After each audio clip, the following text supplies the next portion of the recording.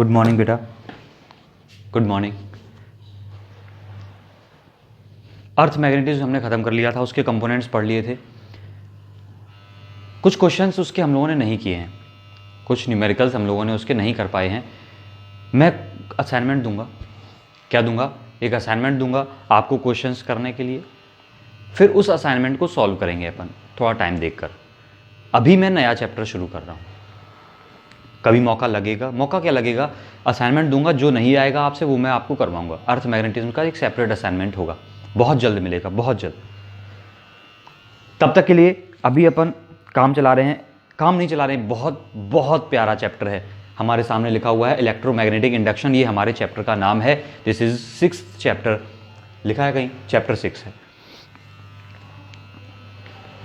बहुत ध्यान से सुनेंगे, एक बार चीजें समझ में आनी शुरू हो गई हमें तो ये चैप्टर बड़ा आसान हो जाएगा। सुन लिया आपने?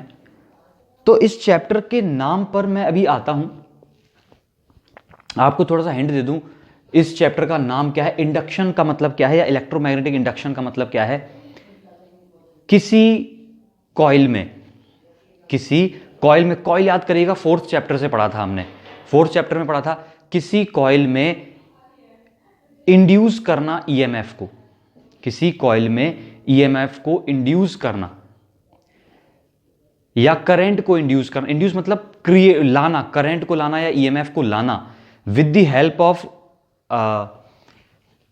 अब वो टर्म अभी नहीं बोल सकता, विद द हेल्प ऑफ क्या, कुल मिलाकर इतना समझे, इंडक्शन का मतलब है करंट को प्रोड्यूस करना या इंड्यूस करना। इंड्यूस करना मतलब क्रिएट करना या लेकर आना किसी करंट को किसी कॉइल में। अब कैसे लेकर आएंगे वो हम सीखेंगे अभी आने वाली कहानी में। इस पूरी कहानी की शुरुआत होती है फैराडे से। इस पूरी कहानी की शुरुआत किससे होती है? फैराडे से। बहुत ही इंटरेस्टिंग सी कहानी है फैराडे की, और इस कहानी ने हमें बहुत कुछ दिया है। जितने भी हम देख रहे हैं अपने पास, बहुत सारे ऐसे इंस्ट्रूमेंट्स हैं, जनरेटर हुआ, मोटर हुई, ये सब इन्हीं फैराडे के इसी लॉजिक पर, इसी प्रिंसिपल पर बेस्ड हैं। बहुत सी चीज़ें हैं जो हम पढ़ने जा रहे हैं। चलिए देखते हैं एक बार जल्दी से। क्या हुआ कि फैराडे एक साइंटिस्ट थे, ये दिन भर कुछ ना कुछ एक्सपेरिमेंट्स करते रहते थे। क्या करते रहते थे? दिन भर कुछ ना कुछ एक्सपेरिमेंट्स करते थे। बहुत इंटरेस्टिंग सी कहानी है। ऐसे ही एक छोटे से रूम में ये बैठे कुछ एक्सपेरिमेंट्स कर रहे थे, इनकी टेबल बहुत फुल थी। इन्होंने क्या कर रखा था, एक कॉइल में, अब कॉइल मच्छर वाली कॉइल नहीं है ये, एक कॉइल में क्या ले रखा था, कॉइल आपको में कुछ लोगों को ना पता हो तो बता दें, वायर लिया, कंडक्टिंग वायर लिया, उसको लपेट लपेट के एक कॉइल बन जाती है। एक लपेटते जाएं लूप की फॉर्म में तो क्या बन जाती है, कॉइल बन जाती है।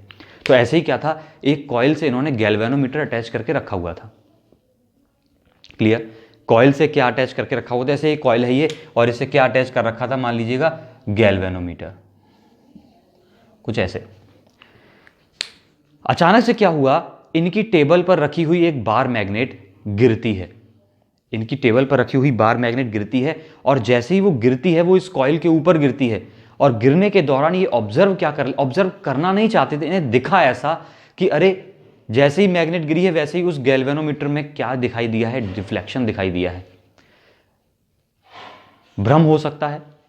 इन्होंने ऑब्वियस सी बात थी, कोई चीज गिरेगी तो उठाया, इन्होंने उस मैग्नेट को जैसे ही वापस उठाया है तो इन्हें फिर से डिफ्लेक्शन दिखा। बातों को गौर करना बहुत ध्यान से, पहले मैग्नेट गिरती है तब डिफ्लेक्शन दिखता है, फिर जब इन्होंने मैग्नेट को वापस उठाया तो फिर डिफ्लेक्शन दिखा, लेकिन एक डिफरेंस था इस बार डिफ्लेक्शन में। डिफ्लेक्शन इस बार अपोजिट डायरेक्शन में था। किधर था? अपोजिट डायरेक्शन में था। कुछ हुआ। अब इतना अगर आपके सामने हो जाएगा, अगर किसी के दिमाग थोड़ा सा भी साइंस के प्रति है, थोड़ा सा भी साइंस की तरफ जाता है, तो वो जरूर एक बार दोबारा करेगा यही काम। इन्होंने वही काम दोबारा किया, और फिर से एक बार मैग्नेट को ड्रॉप किया, फिर से उठाया, और ये काम करते रही तब तक जब तक मैग्नेट नहीं टूट गई, तब तक यही करते रही। ऐसा मैंने कहा है, ऐसा कहीं है नहीं कि मैग्नेट टूट गई, तो मैंने ऐसे ही बोल दिया।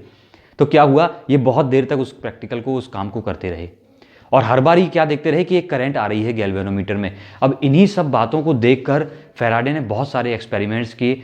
उन एक्सपेरिमेंट्स का कुछ पोर्शन मैं आपके साथ शेयर कर रहा हूं, उन एक्सपेरिमेंट्स का कुछ पोर्शन मैं आपके साथ शेयर कर रहा हूं। तो आपको दिख रहा होगा, आपको थोड़ी झलक मिल गई होगी कि उस कॉइल में करंट आई, लेकर आई गई, किसके द्वारा? मैग्नेट के द्वारा। मैग्नेट कोई बैटरी नहीं है जो करंट ले आए, तो इसने जो करंट को लाया है उसको हम इंड्यूस्ड करंट बोलते हैं, और इस प्रोसेस को बोलते हैं इंडक्शन। क्या बोलते हैं? इंडक्शन। अभी पूरी डेफिनेशन बनेगी थोड़ी सी देर में, पहले हम क्या करने जा रहे हैं, फैराडे ने बहुत सारे एक्सपेरिमेंट्स की उनका एक पोर्शन पढ़ने वाले हैं। तो हम बोल रहे हैं पहली हेडिंग हमारी शुरू होती है फैराडेज एक्सपेरिमेंट।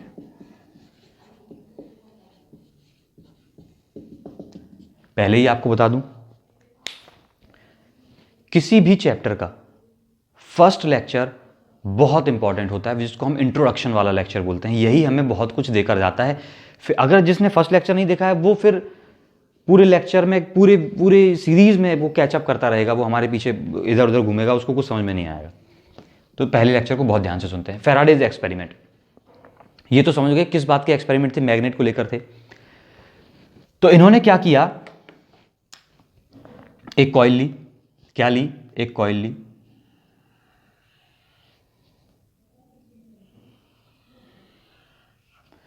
ये कॉइल है। बहुत ध्यान से देखें, अगर मैं इसको थोड़ा सा और वैसा कर दूं, गंदा सा, कॉइल दिखाई देनी चाहिए, मतलब कई सारे वायर हैं इसमें, कई सारे वायर हैं, बहुत सारे। और ये ध्यान देना, ये रखी किस में है, वाई जेड प्लेन में, यानी कि यूं करके रखी है, दिखा सबको, ऐसे करके रखी है। अब इस बार मैग्नेट, सॉरी क्या है, कॉइल, इसके साथ इन्होंने अटैच किया हुआ है यहां पर एक galvanometer. This is a galvanometer. Galvanometer की जी आपको ना दिख रही है तो मैं यहां से हटाकर इधर लगा दी मैंने गैल्वेनोमीटर की जी। This is a galvanometer. बहुत ध्यान रखना, वाई जेड प्लेन में रखा है। अब क्या करते हैं, इसकी एक्सिस के अलोंग, इसकी एक्सिस मतलब एक्सिस कौन सी होगी, अगर ये लूप वाई जेड प्लेन रखा है तो एक्सिस कहां होगी, एक्स एक्सिस में होगी। तो इसकी एक्सिस के अलोंग एक बार मैग्नेट को लेकर चले। ये रख ली बार मैग्नेट, ये रहा है लूप मेरे पास, और लूप के पास बार मैग्नेट लेकर जा रहे हैं। तो ये क्या देखते हैं कि जब मैं बार मैग्नेट को लेकर आ रहे हैं ये, तो ये देख रहे हैं कि इस गैल्वेनोमीटर में डिफ्लेक्शन दिख रहा है। इस गैल्वेनोमीटर में डिफ्लेक्शन, बहुत ध्यान से सुनना, मैग्नेट को लेकर आए, गैल्वेनोमीटर में क्या दिखा, डिफ्लेक्शन दिखाई दिया। बार मैग्नेट को पीछे लेकर गए, डिफ्लेक्शन अपोजिट डायरेक्शन में दिखाई दिया। दो बातें सुनी, बहुत ध्यान से सारी बातें जोड़ते जाना। जब मैग्नेट को आगे लेकर गए, डिफ्लेक्शन एक तरफ दिखाई दिया, पीछे लेकर आए, डिफ्लेक्शन दूसरी साइड दिखाई दिया। बात रुकी नहीं, मैग्नेट को तेजी से लेकर गए तो डिफ्लेक्शन ज्यादा दिखाई दिया। मैग्नेट को तेजी से लेकर गए तो डिफ्लेक्शन ज्यादा दिखाई दिया। क्या तीन बातें हो चुकी हैं, आपने सुन ली मेरी तीन बातें। क्या क्या तीन बातें हुई, पहली बात हुई कि मैग्नेट को आगे लेकर आए तो डिफ्लेक्शन एक साइड में दिखाई दिया, पीछे लेकर गए डिफ्लेक्शन दूसरी साइड में दिखाई दिया, तेजी से लेकर आए डिफ्लेक्शन ज्यादा दिखाई दिया। ये तीन बातें। अब किस्सा यहीं रुका नहीं, इन्होंने कहा थोड़े मजे ले ही रहे हैं तो थोड़े और ले लेते हैं। अब क्या, इन्होंने क्या किया, मैग्नेट को पकड़ लिया, मैग्नेट को पकड़ लिया, इस वाले सेटअप को लेकर चले। इस वाले सेटअप को इसके पास लाते हैं तो डिफ्लेक्शन एक डायरेक्शन में, दूर लेकर जाते हैं तो डिफ्लेक्शन दूसरी डायरेक्शन में। डिफ्लेक्शन आ रहा है लेकिन अपोजिट डायरेक्शन, फिर कहानी हो रही है। बातें सुन ली। अब की बार कौन स्टेबल है, मैग्नेट वहीं रखी है, कॉइल मूव कर रही है, तब भी डिफ्लेक्शन आ रहा है। कॉइल को तेजी से मूव करते हैं तो ज्यादा डिफ्लेक्शन आता है, धीरे धीरे मूव करते हैं तो कम डिफ्लेक्शन आता है। डन। कितनी बातें हो गई, 5 बातें हो गई। अब बात, अभी किस्सा रुका नहीं, फैराडे हैं ये, छोटे मोटे साइंटिस्ट नहीं है, रुके नहीं ये, रुके नहीं। अब क्या इन्होंने क्या किया, इस बार क्या किया, बहुत ध्यान से सुनना। दोनों को, कौन दोनों, बार मैग्नेट और लूप, ये जो लूप है यानी कि कॉइल है, इन दोनों को पकड़ा, सेम स्पीड से एक दूसरे के साथ लेके जाने लगे। सेम स्पीड सेम डायरेक्शन, दोबारा बोलूंगा, दोनों को सेम स्पीड सेम डायरेक्शन लेकर जाने लगे। और इत्तेफाक से देखते हैं होता कुछ नहीं है, कोई डिफ्लेक्शन नहीं है। कहते हैं ना, point to be noted my Lord.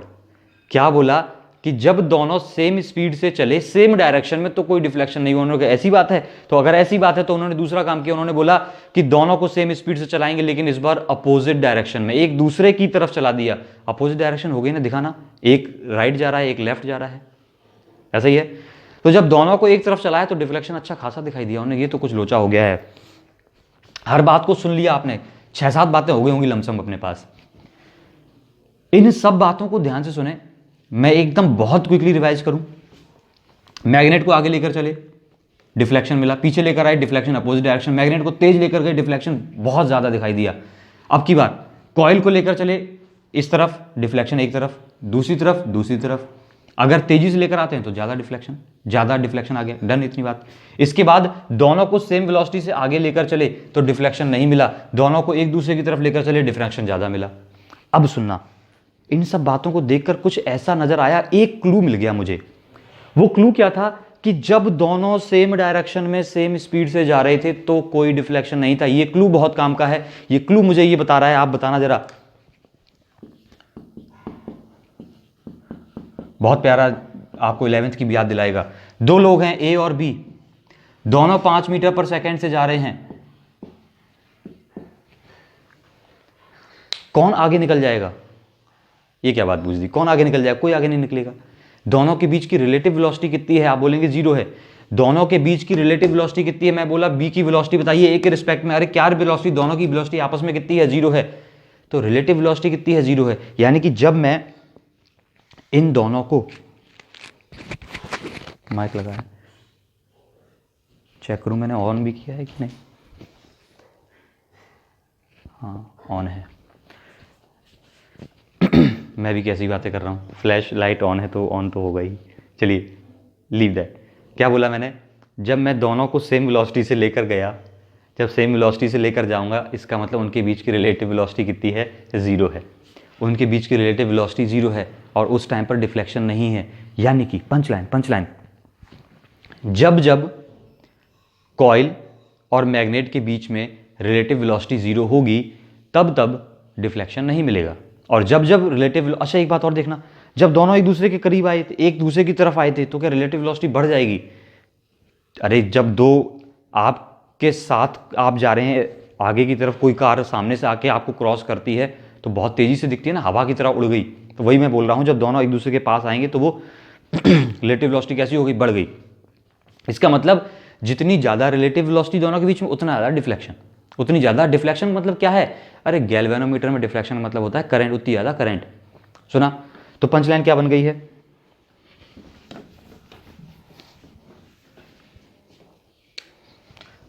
इस एक्सपेरिमेंट का कंक्लूजन क्या बना? कंक्लूजन क्या बना? Whenever there is a relative motion between coil and magnet, a current is produced in the coil। इस प्रोड्यूस्ड की जगह हम थोड़ा सा अच्छा वर्ड लगा देंगे और क्या कह देंगे? Induced. A current is induced in the coil. बात डन है, क्लियर? ये पहला एक्सपेरिमेंट था। अब सेकेंड एक्सपेरिमेंट की बात करते हैं। This is first experiment. अब बात करते हैं सेकेंड एक्सपेरिमेंट की। एक्सपेरिमेंट सीख लिए, सब सीख लिया। सेकेंड एक्सपेरिमेंट क्या? इस बार इन्होंने क्या किया? इस बार इन्होंने क्या किया? 2 कॉइल ली, एक से मन नहीं माना इनका। 2 कॉइल ली,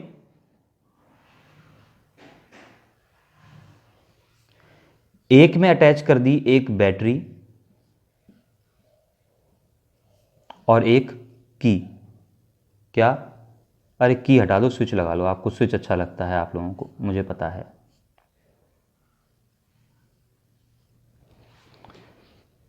कॉइल फिर से किस में है? YZ प्लेन में है।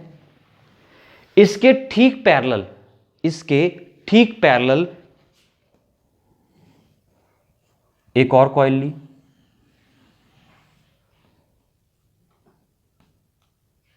और इस वाली कॉइल में लगा दिया गैल्वेनोमीटर। अरे आगा डॉडी हो गई है, थोड़ी ऊपर नीचे सी दिख रही है। क्या एज्यूम, क्या बोला मैंने? सेम प्लेन में है दोनों। किस में है? YZ प्लेन में। फिलहाल मेरे डायग्राम में YZ प्लेन में है। ऐसा मत मानना कि उन्होंने YZ में लिया था। YZ का मतलब मेरा ये है दोनों का प्लेन कैसा है? सेम है। और यहां पर भी मेरा कहने का मतलब ये था कि अगर ये YZ में है तो ये मोशन किस तरफ की है?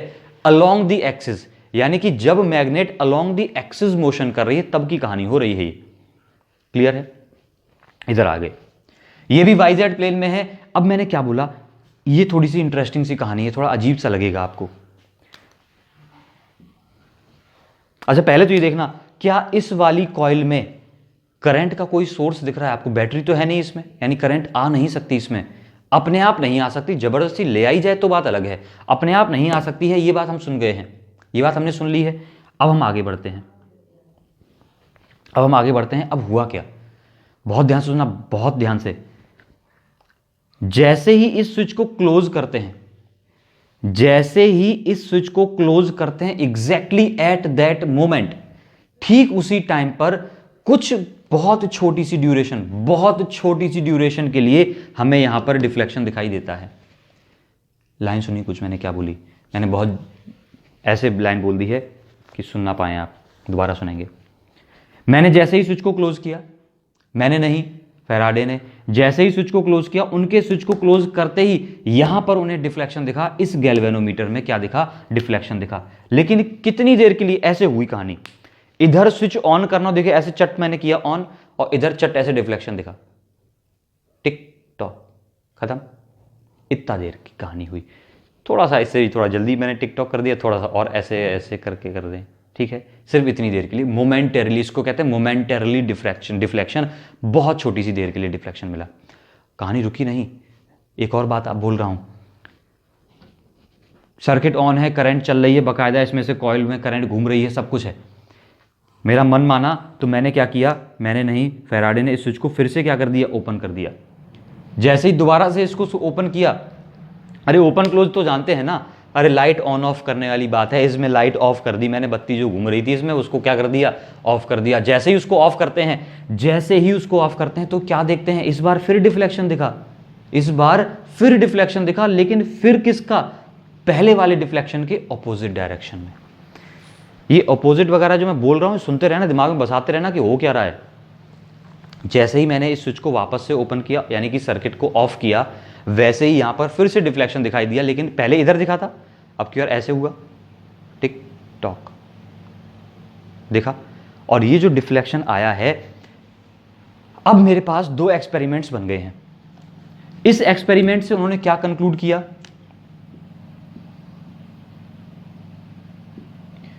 इस एक्सपेरिमेंट से क्या कंक्लूजन निकाला कि जब जब स्विच ऑन और ऑफ करते हैं तब तब डिफ्लेक्शन आता है। ये कंक्लूजन क्या है? ये तो दूर से दिखने वाली चीजें हैं कि जब जब स्विच ऑन ऑफ होता है, whenever the switch is turned on और off, a deflection is observed. मैं ही लिख दूं, वेन एवर, अरे थोड़ा ऊपर लिख दें क्या, इधर वेन एवर के बाद आएगा ही नहीं, जगह ही नहीं है। कंक्लूजन, whenever the switch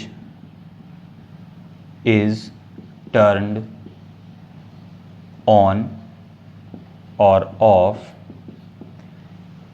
आपको पढ़ने में ना आए लेकिन सुनने में तो आ रहा है ना, सुन तो सकते हैं ना अपन।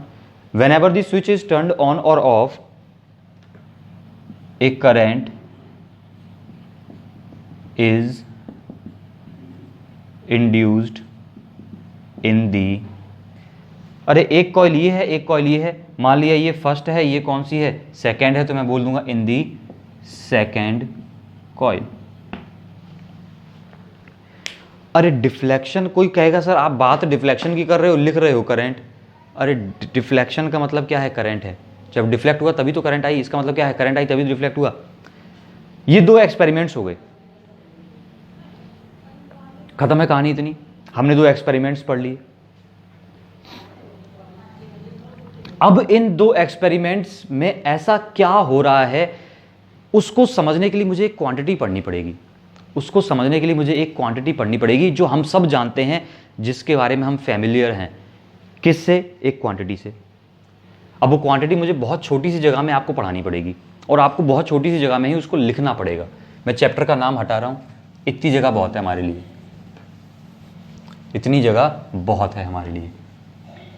कायदे में तो वो क्वांटिटी मुझे थोड़ा सा पहले डिस्कस करनी चाहिए थी, थोड़ा सा पहले। ऐसा नहीं है कि हम लोग बिल्कुल बाहर चले गए हैं, थोड़ा सा पहले डिस्कस कर ले। तो मैंने देखिए चैप्टर से पहले ही डिस्कस कर ली, देखिए मैंने जगह बना ली है। एक क्वांटिटी डिस्कस कर रहा हूं मैं आपके साथ,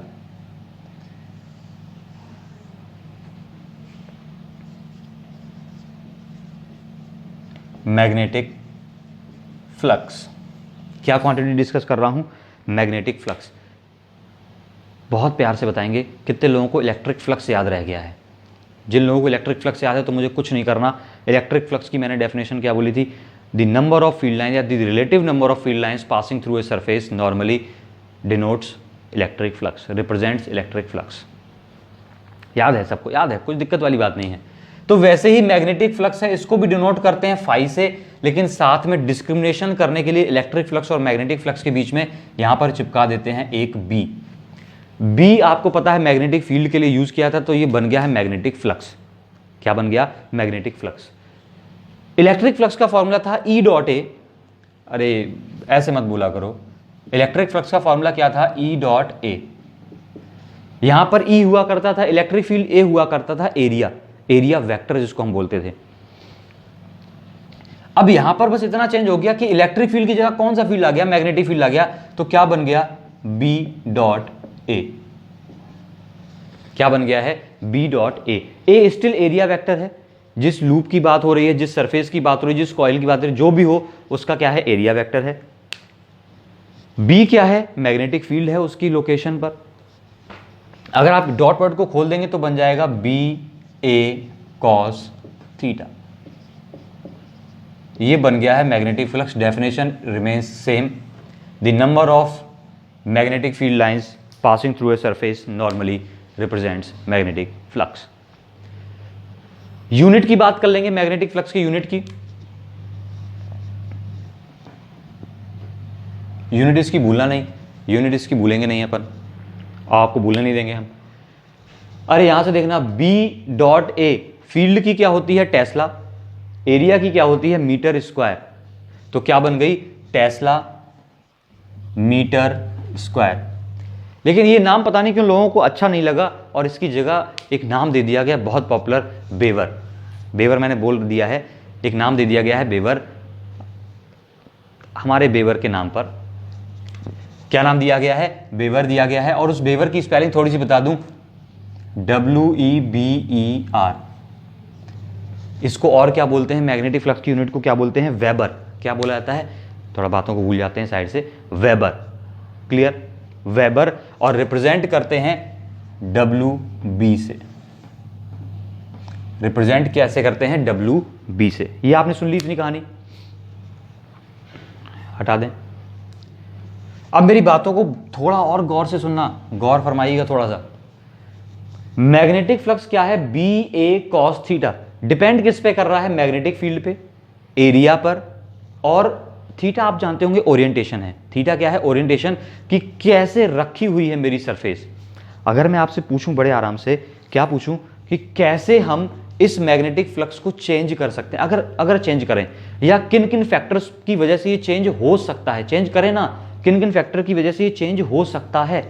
तो आपका जवाब होना चाहिए कि ये 3 फैक्टर्स की वजह से चेंज हो सकता है, 1, 2 और 3। किन किन की वजह से? मैग्नेटिक फील्ड की वजह से। अगर मैग्नेटिक फील्ड को मैं किसी रीजन में कम या ज़्यादा कर दूं तो मैग्नेटिक फ्लक्स कम या ज़्यादा हो जाएगा। दूसरा फैक्टर है एरिया। अगर मैं बड़े लूप की जगह छोटा लूप ले लूं तो एरिया कम हो जाएगा, तो उसका फ्लक्स भी कम हो जाएगा। तो बातें सुनते जाना। और तीसरा है, मैं लूप को ऐसे किसी फील्ड के परपेंडिकुलर ना रखे, फील्ड के पैरेलल रख दूं तो बिल्कुल ही फ्लक्स खत्म हो जाएगा। यानी कि ओरिएंटेशन पे डिपेंड करता है।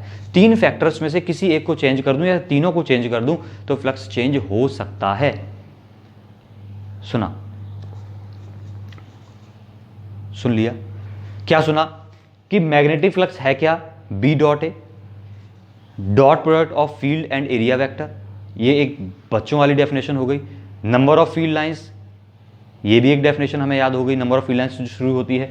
और एक बात मैंने सीख ली, इसकी यूनिट क्या होती है? वेबर होती है। एक और बात मैंने सीख ली, वो ये सीख ली कि मैग्नेटिक फ्लक्स जो है वो कैसे चेंज हो सकता है या चेंज हो जाता है अगर अचानक से फील्ड बदल जाए, एरिया बदल जाए या ओरिएंटेशन बदल जाए। तो तीनों फैक्टर्स पे डिपेंड करता है। इन तीनों की वजह से होने वाले चेंज को हम स्टडी करेंगे। हमारे क्वेश्चंस आते हैं इन तीनों के चेंज से जुड़े हुए। तो बात दिमाग में बसा लेना कि magnetic flux can be changed by varying B A and theta. Done इतनी बात? अब इतनी बात हो गई है तो एक बात और कर लेते हैं, किस्सा खत्म करते हैं। इस फॉर्मूले में एक यूनिट और बन जाती है मैग्नेटिक फील्ड की। अब आप सब जानते हैं मैग्नेटिक फील्ड की यूनिट टेस्ला होती है, गॉस होती है, एक यूनिट यहां से भी बन जाती है। अगर मैं फ्लक्स की यूनिट को वेबर बोलूं, एरिया की यूनिट मीटर स्क्वायर है, तो फील्ड की यूनिट क्या बन गई? तो फील्ड की यूनिट बन गई है, एक नई यूनिट आपके सामने आ गई है, यूनिट ऑफ फील्ड क्या बन गई है? ये देखिए इधर क्या है, वेबर है, एरिया इधर आया तो वेबर पर मीटर स्क्वायर क्या बन गई है? वेबर पर मीटर स्क्वायर। आप बोलेंगे सर 2 यूनिट हमारे पास पहले से ही, हम नई क्यों सीखें? बच्चे कई बार लिख के आ जाती है यूनिट, यूनिट से हमें कई क्वांटिटी पकड़ में आती हैं, लिखा नहीं होता है।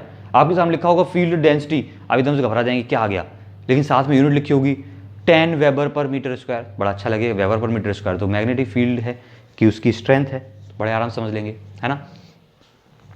तो ऊपर वाला किस्सा मैं समेट देता हूं, थोड़ा सा रफनेस खत्म कर देते हैं इसकी। मैं बोर्ड इरेज नहीं कर सकता क्योंकि बार बार डायग्राम कौन बनाएगा, तो मैं कंक्लूजन भी हटा देता हूं यहां से, थोड़ा सा जगह क्लियर करने के लिए, है ना। अब सुन लेते हैं जल्दी से,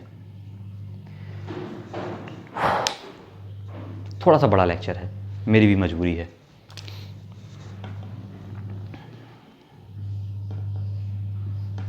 ये एक बार मैग्नेट है, बहुत ध्यान से सुना मेरी बात। आप सबको पता है बार मैग्नेट है और इसकी फील्ड लाइंस कैसे बनती, मैंने बनवाई भी हुई है और अर्थ मैग्नेटिज्म में भी बनाई थी और उससे पहले 10th में भी बनाई थी। नॉर्थ पोल से फील्ड लाइंस निकलती हैं, साउथ पोल में एंटर करती हैं। बात सुन ली, नॉर्थ पोल से फील्ड लाइंस निकलती हैं और ये घूमकर चक्कर लगाकर साउथ पोल से एंटर कर जाती हैं। यही कहानी होती है मैग्नेटिक फील्ड की, बार मैग्नेट के। डन, हां या ना जरूर बोलिएगा।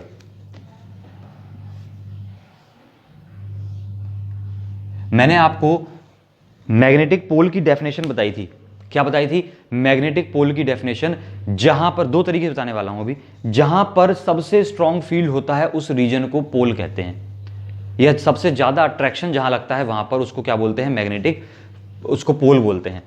तो सबसे ज्यादा स्ट्रॉन्ग फील्ड कहां पर है? पोल के पास है, और जैसे जैसे अपन पोल से दूर जाते जाएंगे वैसे वैसे फील्ड की वैल्यू घटती जाएगी। ये बात अगर ऐसे समझ में ना आई हो तो हम एक बात जानते हैं, पंच लाइन जानते हैं, density of field lines represents strength, represents strength. जहां ज्यादा घना घना फील्ड होगा वहां पर फील्ड स्ट्रांग होगा, जहां बखरा बखरा फील्ड होगा वहां पर वो वीक फील्ड होगा। ये बातें पढ़ी हैं हमने, ऐसे मत देखना हमें कि सर क्या बोल दिया। मैं आपसे बोलूं कि मैं आपको 2 लोकेशन दे रहा हूं, एक लोकेशन ए है, एक लोकेशन सी है। आपसे पूछा जाए कि ए और सी में से किस लोकेशन पर फील्ड स्ट्रांग है, तो आप बड़े आराम से बोलेंगे कि सर बी कहां चला गया, ए है, सी है, बी कहां गया? अरे बी तो खुद मैग्नेटिक फील्ड है, तो वो कैसे आ जाएगा? ए और सी में से किस पॉइंट पर फील्ड स्ट्रांग है? आप बोलेंगे ए के एक पर फील्ड कैसा है? पास पास है, घना घना है। सी पर फील्ड कैसा है? दूर दूर है, दूर दूर मतलब बखरा बखरा है, इसलिए वहां पर फील्ड वीक है, ए पर फील्ड स्ट्रांग है। अरे कुछ दिमाग में घुसी बात, अब मैं सीधी सी बात बोलूं पंच लाइन दिमाग में बसाने के लिए, पोल से जितना दूर जाओगे फील्ड कम हो जाएगा, पोल के जितना पास आओगे फील्ड बढ़ जाएगा। डन बात इतनी। अब हम लोग ये पकड़ने की कोशिश कर रहे हैं बेसिकली कि आखिर इन दोनों एक्सपेरिमेंट्स में ऐसा हो क्या रहा है कि जिस वजह से हमें क्या देखने को मिल रही है, करंट क्या कॉमन क्या है दोनों एक्सपेरिमेंट्स में। दोनों एक्सपेरिमेंट्स का नेचर तो अलग अलग है, इसमें मैग्नेट घूम रही थी, इसमें स्विच ऑन ऑफ कर रहे हैं, और दोनों ही केसेस में एक सेम काम हो रहा है, करंट इंड्यूस हो रही है। तो आखिर इन दोनों में सिमिलरिटी कहां है? तो वो सिमिलरिटी पकड़ने की कोशिश कर रहे हैं कौन? फैराडे।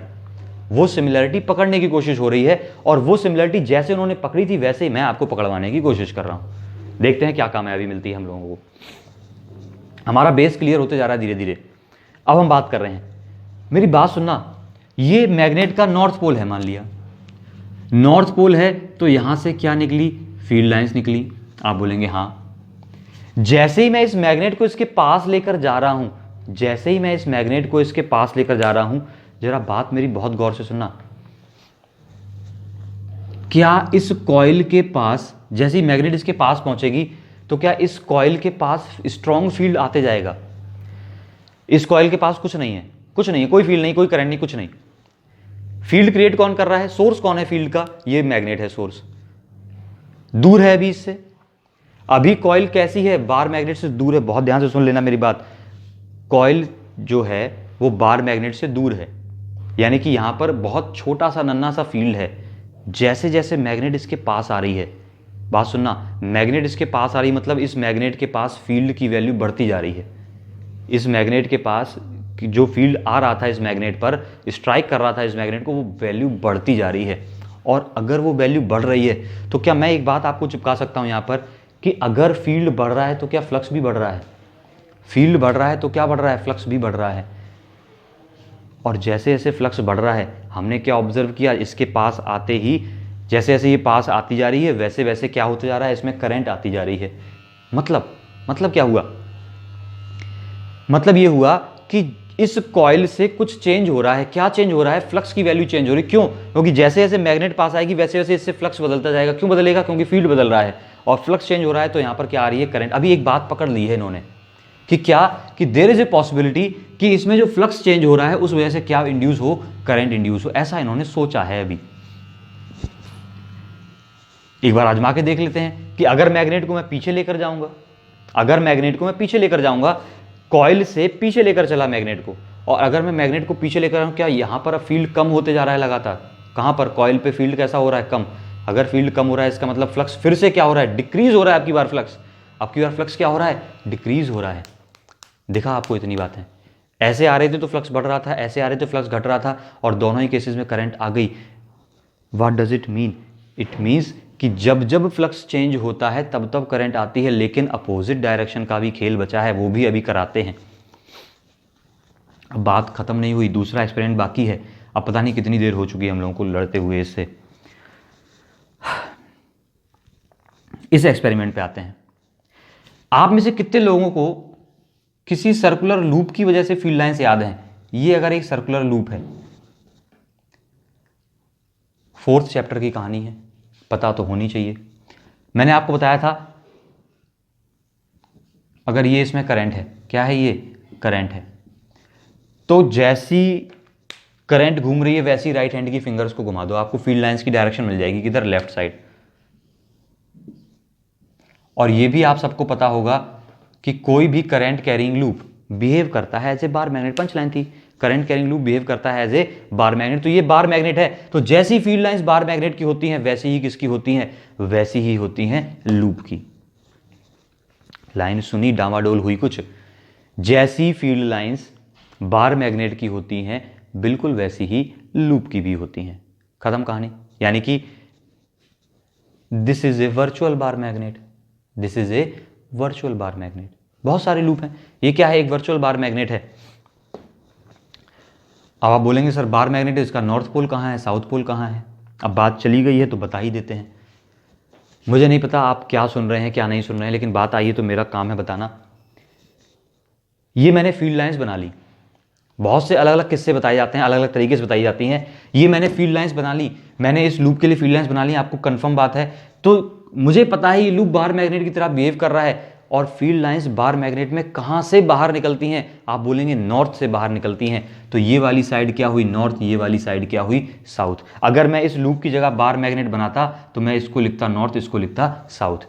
यानी कि अगर कोई लूप है आपके सामने, ये लूप रखा है ऐसा, तो इस लूप की बात कर रहा हूं, इस वाले लूप की, ये लूप ऐसा रखा है तो मैं बोलूंगा ये वाली साइड इसकी नॉर्थ है, और इधर से देखोगे तो देखने वाला बंदा बोलेगा साउथ है। यानी कि अगर मैं देखूंगा इस मैग्नेट, मुझे दिखेगा नॉर्थ पोल है, इधर वाला बंदा देखेगा कहेगा ये तो साउथ पोल है, क्योंकि फील्ड यहां से बाहर निकल रहा है, यहां से एंटर कर रहा है। हाँ या ना? अब बात इस पे मुद्दे पे छिड़ गई है तो बात करेंगे थोड़ी देर और। मैं नहीं चाहता था इसको छेड़ना अभी। सुना, ऐसे लूप रखा है, ये लूप रखा है, सुना, ये इसमें करंट घूम रही है। अब सिखा के छोड़ूंगा, अब तो बात अटक गई है यहां पे। क्या है ये? लूप है, लूप रखा है, और मैंने बोला ऐसी करंट घूम रही है। अब आपसे पूछा जाए कि लूप तो बार मैग्नेट है, इसकी कौन सी साइड नॉर्थ है, कौन सी साइड साउथ है, तो आप बड़े आराम से बोलना, मेरी बात को बहुत गौर से सुनना। सबसे पहले नॉर्थ और साउथ बताने के लिए आपको क्या चाहिए? आपको फील्ड चाहिए, कि फील्ड किधर है। जहां से फील्ड लाइन निकलती दिखाई दे वही नॉर्थ है, और जहां से एंटर करेंगी वो ऑब्वियसली क्या हो गया? साउथ हो गया। लाइन पकड़ लेना इतनी, लाइन पकड़ लेना इतनी। अब फील्ड निकालने के लिए अपन एक ही काम करते हैं, आपको मैं 4 बार में बोल रहा हूं, एक बार में करके दिखाऊंगा, एक सेंटेंस में करके दिखाऊंगा इसको। फील्ड निकालने के लिए क्या किया? जैसी करंट घूम रही है वैसी मैंने राइट हैंड की फिंगर्स को घुमा दिया, राइट हैंड की फिंगर्स को घुमा दिया। तो फील्ड किधर आया, बाहर आया, यानी कि फील्ड बाहर निकल रहा है, ऐसे आ रहा है फील्ड। अब ऐसे फील्ड आ रहा है, इसका मतलब ये वाली साइड यहां से बाहर निकल रही है फील्ड। अरे यहां से बाहर निकल रहा है, ऐसे ये लूप रखा है, ऐसा रखा है लूप, ये यहां से फील्ड बाहर निकल रहा है, तो एंटर तो पीछे से ही कर रहा होगा, तो जहां से बाहर निकल रहा है वो वाली साइड नॉर्थ है और पीछे वाली साइड क्या हुई, साउथ हुई। यानी कि अगर मैं देखूं, बाहर से नॉर्थ है, पीछे से साउथ है। अब आपको बोलेंगे सर ये कैसे लिख दिया, नॉर्थ इस सरफेस के बाहर है, यानी कि आप जो देख रहे हैं इसको आपको नॉर्थ दिखेगा, और जो बोर्ड के पीछे है वो बोलेगा मेरे सामने तो साउथ है। डन। अगर मैं बनाते चलना इसको, हम टॉपिक से भटक गए हैं, ये पहले बता दूं, हम अपने टॉपिक से भटक गए हैं, ज़्यादा नहीं भटके हैं, थोड़े से भटके हैं, लेकिन कल इसका यूज़ करूंगा मैं, तब मुझे दोबारा बताने की ज़रूरत नहीं है, मुझे लोड नहीं होगी आपको दोबारा सिखाने की बात। सुनना, ऐसे घूम गई करंट, ऐसे घूम गई करंट, अरे ऐसे करंट चल रही है, तो आपसे क्या कहा मैंने, क्या बना दो, फील्ड लाइंस बना लो, फील्ड लाइंस बना लेंगे ऐसे करके। थंब किधर चल गया, इनवर्ड। डन। अगर थंब अंदर जा रहा है, इसका मतलब फील्ड यहां से घुस रहा है अंदर, और फील्ड एंटर कहां से करता है मैग्नेट में, फील्ड एंटर करता है साउथ से, यानी कि बाहर क्या दिखेगा, साउथ दिखेगा। आपको क्या दिखेगा, साउथ। अब अंदर वाले को क्या दिखेगा, नॉर्थ। अब आप बोलेंगे ये तो सर बहुत बकवास काम हो गया, ये हम कैसे बार बार करेंगे, कुछ नहीं करना, अब मैं बता रहा हूं अपनी बात, हम लोगों के बीच की बात है। क्या है, सिर्फ लूप पे करंट की डायरेक्शन में फिंगर घुमा दो, लूप पे करंट की डायरेक्शन में फिंगर्स को कर्ल कर लो। अगर थंब आपकी तरफ आ जाए तो आपकी तरफ नॉर्थ, यानी कि जिस तरफ थंब आ जाए वो नॉर्थ है, जिस तरफ थंब का मुखड़ा हो वो साइड नॉर्थ है। Done and dusted. खत्म करेंगे। एक फाइनल, ये मैग्नेट रखी है, ये रही इसमें करंट, बहुत ध्यान से देख लेना, ये रही इसमें करंट, आई थिंक दिख रही होगी करंट कैसे चल रही है। ये YZ प्लेन में रखा है और करंट अंदर से घूम के आ रही है। करंट कहां आ रही है, अंदर से घूम के चल रही है, ऐसे चल रही है। अब करंट ऐसे चल रही है, मैंने राइट हैंड की फिंगर्स को भी ऐसे ही घुमा लिया, मैंने राइट हैंड की फिंगर्स को भी ऐसे ही घुमा लिया, ऐसे ही घुमा लिया। तो अब देखना, ऐसे घुमाते पे थंब किधर है, इस तरफ है, यानी कि ये वाली साइड जो है ये नॉर्थ है और ये वाली साइड साउथ है। सुनाई दिया, थंब की डायरेक्शन देख के पता कर लिया। मैंने क्या पता किया, थंब इधर चल रहा है, जिस तरफ मेरा थंब है वही नॉर्थ है और दूसरी वाली साइड ऑब्वियसली क्या है, साउथ है। अगर मैं इसी कॉइल को ऐसा रख देता, मैंने बोला ऐसे चल रही है करंट, ऐसे चल रही है, तो मैंने करंट के हिसाब से फिंगर्स को घुमा दिया, थंब किधर आया, इस तरफ आया, यानी कि ये वाली साइड नॉर्थ है, ये वाली साइड साउथ है। इसमें कुछ लोग क्लॉकवाइज एंटी क्लॉकवाइज का भी रूल बताते हैं, वो पर्सनली मुझे पसंद नहीं आता है, क्योंकि उसमें आपको एक फ्रेम की ज़रूरत होती है। उसमें किसकी ज़रूरत होती है, एक फ्रेम की ज़रूरत होती है। यहाँ पर फ्रेम नहीं है, जिधर थंब जा रहा है वो नॉर्थ है, जिस तरफ थंब का मुखड़ा है वो साइड क्या है, नॉर्थ है। एक बार प्रैक्टिस करिएगा खुद से, फिर बताइएगा। प्रैक्टिस करने के लिए क्वेश्चन दे दूं मैं आपको,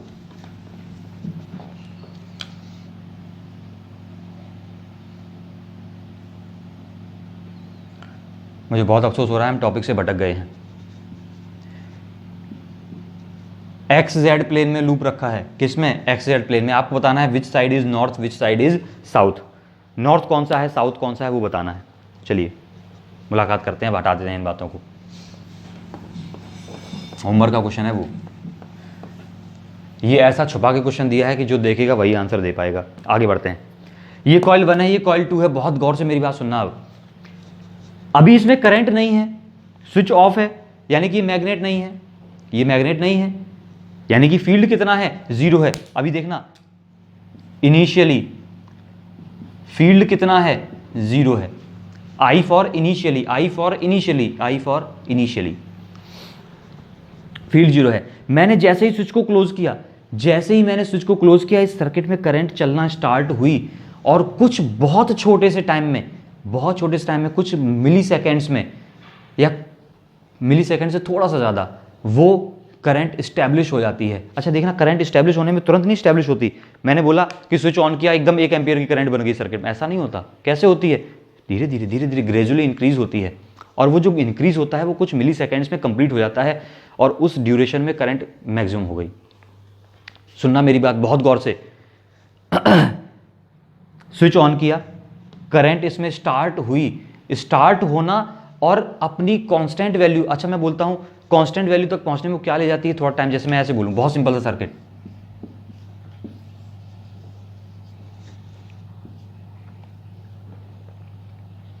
ये है 10 वोल्ट, ये है 5 ओम। आपसे बोलूं सर्किट में करंट कितनी है, आप बड़े आराम से बोलेंगे I is equal to V upon R, यानी कि 2 एम्पियर। तो ये 2 एम्पियर करंट इसमें तुरंत नहीं आ गई। अगर मैं यहां पर स्विच लगा दूं तो स्विच ऑन करते ही तुरंत फट से 2 एम्पियर नहीं पैदा हो गई, ऐसे नहीं पैदा होती है। क्या होता है, जैसे ही मैं स्विच को ऑन करूंगा वैसे ही ऐसे ऐसे ऐसे ऐसे बढ़ती है, और इस ऐसे ऐसे बढ़ने में वो कुछ टाइम लेती है। कितना टाइम लेती है, कुछ मिली सेकेंड्स का लेती है। और उतनी देर मेरी करंट कैसी रहती है, वेरिएबल रहती है, कांस्टेंट। अब आप आंसर तो हम बड़े प्यार देते हैं कि 2 एम्पियर करंट है, इसमें 2 एम्पियर है, सही है, this is the constant value of current जो अब स्टैब्लिश हो गई, स्टैब्लिश्ड वैल्यू। लेकिन ड्यूरिंग स्टैब्लिशमेंट करंट धीरे धीरे इंक्रीज करती है, कहां से, 0 से लेकर 2 तक थोड़ी थोड़ी इंक्रीज करेगी। अब वापस आते हैं, स्विच को क्लोज किया, क्लोज करने के बाद करंट 0 से बढ़नी शुरू हुई, 0 से बढ़ती रही, एक अपनी कांस्टेंट वैल्यू तक पहुंचेगी। इस केस में 2 थी, यहां पे कुछ भी हो सकती है, उस कांस्टेंट वैल्यू तक पहुंचेगी। उस दौरान क्या करंट वेरिएबल है, उस दौरान क्या करंट वेरिएबल है, उस वेरिएबल होने की वजह से करंट वेरिएबल है, इस वजह से ये जो फील्ड क्रिएट कर रही है कॉइल, ये कॉइल जो फील्ड क्रिएट कर रही है, ये फील्ड भी कैसा है, वेरिएबल है। हाँ या ना, पहले फील्ड की वैल्यू कितनी हुआ करती थी, 0, और कुछ सेकंड में वो अचानक से वैल्यू बढ़ गई, और वो वैल्यू बढ़ गई यानी कि अचानक से फील्ड की वैल्यू फाइनली मेरे पास क्या हो गई है, कुछ बढ़ गई है, कुछ वैल्यू बढ़ गई, कितनी हो गई, 0 से नॉन जीरो हो गई, 0 से नॉन जीरो हो गई। और इस दौरान अचानक से फील्ड बढ़ा, और जब फील्ड बढ़ेगा या चेंज होगा तब तब फ्लक्स भी चेंज होगा, और अचानक से फ्लक्स बदल गया। यानी कि बात हमने मैच कर ली है, जो यहां पर हो रहा था वही यहां पर हो रहा है। जैसे ही मैग्नेट पास लाते थे फ्लक्स बढ़ रहा था, वैसे ही स्विच को ऑन करते ही फ्लक्स बढ़ रहा है, यानी कि बात इक्विवेलेंट बन गई, फ्लक्स से जुड़ गई है कहानी। अब आप बोलेंगे सर बात एक और थी, बात एक और क्या थी कि स्विच को जब वापस से ऑफ कर रहे थे, अभी कैसा हो चुका था, ऑन हो चुका था, अब स्विच को जब वापस से ऑफ कर रहे थे, सेकेंड केस, ये फर्स्ट केस था, जब स्विच को ऑन किया था, अब स्विच को क्या कर रहे हैं, अब क्या कर रहे हैं, क्या लिख दिया मैंने, टर्निंग स्विच ऑफ। अब मैं स्विच को क्या करने जा रहा हूं, ऑफ करने जा रहा हूं। अब ऑफ करने जा रहा हूं, पहले से ऑन है, पहले से क्या है, ऑन है। तो मैंने बोला इनिशियली फील्ड की वैल्यू, अगर स्विच ऑन है तो फील्ड क्या 0 तो नहीं होने वाला, क्यों, अगर इसमें करंट चल रही है तो कुछ ना कुछ फील्ड तो प्रोड्यूस हो रहा होगा, तो फील्ड की कुछ वैल्यू होगी, यानी कि फील्ड इज नॉट 0। अब अचानक से मैंने स्विच को क्या कर दिया, ऑफ कर दिया, और स्विच को मैंने जैसे ही ऑफ किया है तो फाइनली फील्ड की वैल्यू क्या हो गई, 0 हो गई क्या। अब आप ये पूछेंगे क्यों 0 हुई, स्विच ऑफ किया, करंट खत्म, करंट खत्म तो फील्ड खत्म, फील्ड खत्म, यानी कि इस कॉइल ने जो फील्ड क्रिएट किया था वो फील्ड क्या हो गया, खत्म हो गया।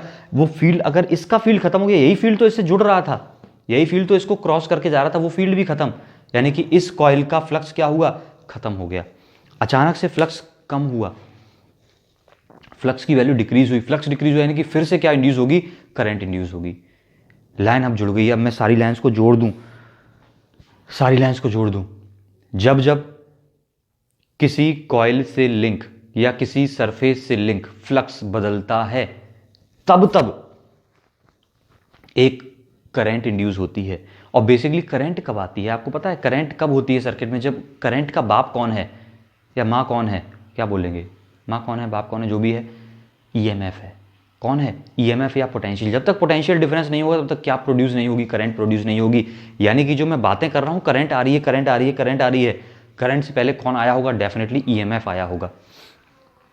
तो फाइनल पंचलाइन, जब जब किसी कॉइल से, लूप से, सरफेस से लिंक फ्लक्स बदलेगा, कौन सा वाला, मैग्नेटिक फ्लक्स बदलेगा, तब तब उसमें एक ईएमएफ इंड्यूस होगा। और इस प्रोसेस को, इस मेथड को, इस टेक्निक को हम इलेक्ट्रोमैग्नेटिक इंडक्शन बोलते हैं।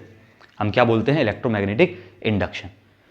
एक और बात बोल दें, जितनी तेजी से ये फ्लक्स बदलेगा उतना ही ज़्यादा ईएमएफ इंड्यूस होगा। ये हमारा कल का टॉपिक है, इसको हम फर्स्ट लॉ में इंक्लूड करेंगे। डन है इतनी कहानी। अब इलेक्ट्रोमैग्नेटिक इंडक्शन की डेफिनेशन बन गई है। द प्रोसेस ऑफ, अब आप लिख लेना, बहुत थक गया हूं मैं। The process of inducing EMF in A coil by changing the, word पे फोकस करना, by changing the flux linked with it. जिसमें ईएमएफ इंड्यूस होगा या जिस कॉइल में करंट इंड्यूस होगी उसी का फ्लक्स देखेंगे। यहां पर मैं देख रहा था इतनी देर से, कुछ बच्चों के दिमाग में डाउट क्लियर हो सकता है, फ्लक्स इसका देखने लगे। फ्लक्स इसका नहीं देखना है, जिसमें करंट इंड्यूस हो रही है उसका फ्लक्स बदल रहा है, वो बात कर रहे हैं अपन। यहां पर सेकंड कॉइल का, यहां पर किस में करंट इंड्यूस हो रही है, इसमें, तो इस कॉइल का जिसमें करंट इंड्यूस होगी उसका ईएमएफ, उसका फ्लक्स चेक करते हैं। डेफिनेशन क्या आपने लिख पाई है, मैं दोबारा बोल दूं। The process of inducing EMF in A coil by changing the flux linked with it is called electromagnetic induction. I hope आप लिख लेंगे, is called electromagnetic induction. Done है। तो आज के लेक्चर हमने बेसिक इंट्रोडक्शन किया। आपको मैंने एक बहुत जरूरी बात छुपा के बता दी, वो क्या थी कि कैसे हम किसी करंट कैरिंग कॉइल का नॉर्थ और साउथ पता करते हैं। बहुत काम की बात है, बहुत ज़्यादा।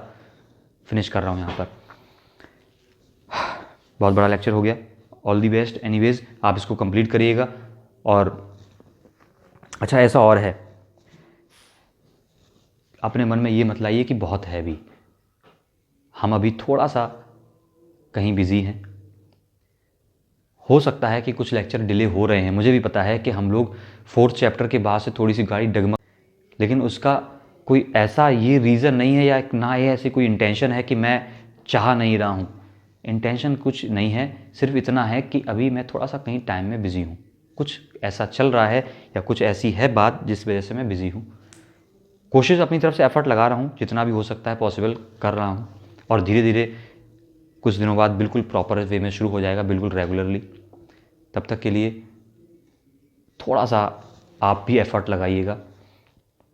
पुराना रिवाइज भी कर सकते हैं ऐसा। अच्छा, एक बात है, अपन लोग ऐसा भी तो कर सकते हैं कि हमने भी पहले पढ़ रखा है, आपने पढ़ रखा है, तो उसको क्यों ना एक बार रिवाइज कर लें। रिवाइज करने से बहुत कुछ मिलता है। एक बार दोबारा लेक्चर 1.5 पे चला लें, बहुत कुछ सीखने को नया मिलेगा। इस पे मत जुटे रहिए। देखिए, 2 तरीके के लोग होते हैं कि सर ये भी दे दो, वो भी दे दो, वो भी दे दो, ये भी दे दो। लेकिन जितना आपके पास है उसको यूटिलाइज करना शुरू करिए। यूटिलाइजेशन भी तो ज़रूरी है, आपको वो जितना है उतना आना भी चाहिए। मैं नहीं कह रहा कि आपको 50 चीज़ें आती हों, 2 चीज़ें आती हैं लेकिन परफेक्ट तो आती हों। आप उसमें कुछ भी आए तो चैलेंज तो कर सके कि हाँ मैंने 6 चैप्टर पढ़े। मैं आपको एक बात बताता हूँ, वाकया बताता हूँ। एक स्टूडेंट था, आपने ही SBRL का एक स्टूडेंट था, नाम नहीं लूँगा। उस स्टूडेंट ने पेपर से कुछ दिन पहले ये कहा कि सर मुझे फिजिक्स में बड़ी प्रॉब्लम है, क्या करूं। यकीन मानिए उस बंदे ने कहा मैं सिर्फ 1 वॉल्यूम पढ़ सकता हूं, टाइम नहीं है मेरे पास। 2 वॉल्यूम है आपके पास फिजिक्स की, उसने क्या कहा, मैं सिर्फ 1 वॉल्यूम पढ़ सकता हूं, 2 नहीं पढ़ पाऊंगा। मैंने कहा बिल्कुल सही कह रहे हो, तुम 2 मत पढ़ो, तुम 1 ही पढ़ो, लेकिन 1 में दम लगा देना पूरी। उस बंदे ने 1 वॉल्यूम पढ़ी, फर्स्ट वॉल्यूम पढ़ी थी। ये बात है 2016 की, मे बी 2016 की बात है। मेरा फर्स्ट टाइम था, मैं पहली बार पढ़ा रहा था उस टाइम पर अपने SBRL में। उस बच्चे ने 1 ही बुक पढ़ी, पूरी दम से पढ़ी, पूरी मेहनत से, जो नहीं आया वो पूछा, सब कुछ डिटेल क्लियर किए, और 1 बुक पढ़ के वो 44 मार्क्स लेकर आया। मैं उस बच्चे को बेटर मानता हूँ उससे जो 2 बुक पढ़ के 50 नंबर लाता है, वो उससे बढ़िया है, उससे बहुत बढ़िया है। तो मेरा कहने का मतलब ये है कि मैं ये नहीं कह रहा कि आपका सिलेबस कंप्लीट नहीं होगा या ये नहीं होगा, वो नहीं होगा, ऐसा कुछ नहीं कह रहा मैं ये कह रहा हूँ आपके पास जो फ्री टाइम बचता है, जिसमें आपके लेक्चर्स नहीं आते हैं, उसका हम यूटिलाइजेशन भी तो कर सकते हैं। हम एक टारगेट बना सकते हैं अपने लिए कि सर कुछ नहीं, आप मुझे इस बात के लिए इंसिस्ट क्यों नहीं करते कि सर मुझे क्वेश्चंस और दीजिए। इस बात के लिए इंसिस्ट करिए ना, तब मुझे अच्छा लगेगा कि आपने चैप्टर पढ़ लिया, अब आप क्वेश्चंस मांग रहे हैं, आप डिमांड कर रहे हैं क्वेश्चंस की। आप जितनी चीज़ें उनको पक्का करिए पहले। मैं नहीं कह रहा मैं लेक्चर्स नहीं डालने वाला, मैं डालने वाला हूँ, सारे लेक्चर्स डालूंगा, सब कुछ कंप्लीट होगा, everything is going to be completed before your exam, mark it. But अभी कुछ दिनों के लिए मैं थोड़ा सा बिजी हूँ, उन चीज़ों को थोड़ा सा कंप्रोमाइज़ हम भी करेंगे, थोड़ा सा आप भी करेंगे, मैं टाइम निकाल के कर रहा हूँ। मेरे पास और भी क्लासेस हैं देखने के लिए, तो उनका भी करता हूँ, आपका भी करता हूँ, तो थोड़ा सा टाइम आप भी मैनेज करिए। एनीवेज, ऑल दी बेस्ट, पढ़ते ज़रूर रहिएगा, कुछ भी पढ़ें।